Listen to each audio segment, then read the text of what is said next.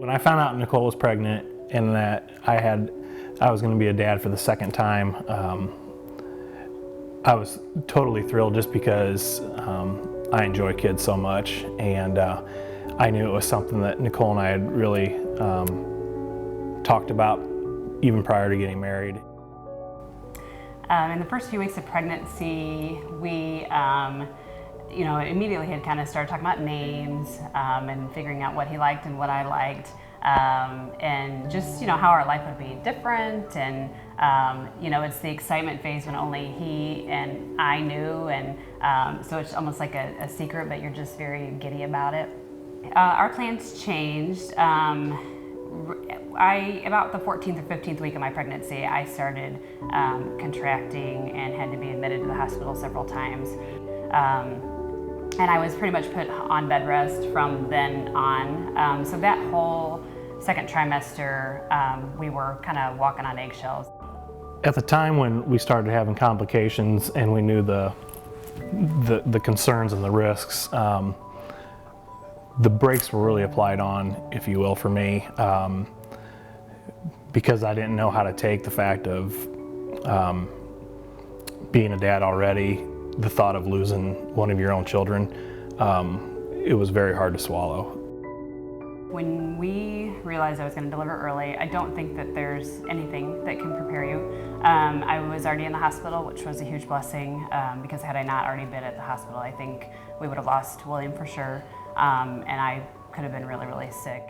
With the drive to the hospital, about 1,000 things went through my mind with what they told me was going on. I thought for sure with William's heart rate dropping and as early as it was, I would get there to not have a son. I was put under general anesthesia, so when they put me under, I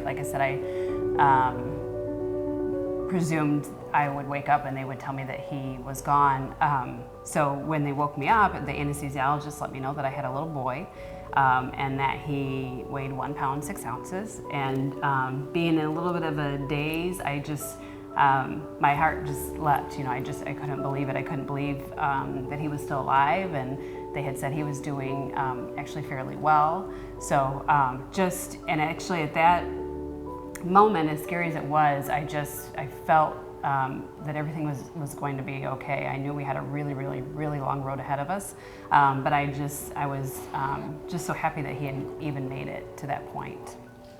To see him at first, as small as he was, he literally was in a plastic bag the size of a sandwich bag, and to keep him warm and moist, and to see how frail and fragile, it was scary. I was able to hold William when he was 5 days old, and it was such a long time coming. You feel very helpless as a parent, sitting there next to them in their isolette and just willing them to do well. And so when I actually was able to hold him and hopefully he could feel my heartbeat, it was just one of the best days ever. You take for granted, unfortunately, sometimes a lot of people do, that they get to hold their babies instantly. And as a NICU parent, you don't get that opportunity right away. And so on that day when it happens, it is just so, you're very emotional, and you feel that immediate connection. And so it was a great day. The day we brought William home was a major celebration, not only for us, but I think the whole NICU team, because William overcame so many obstacles so fast.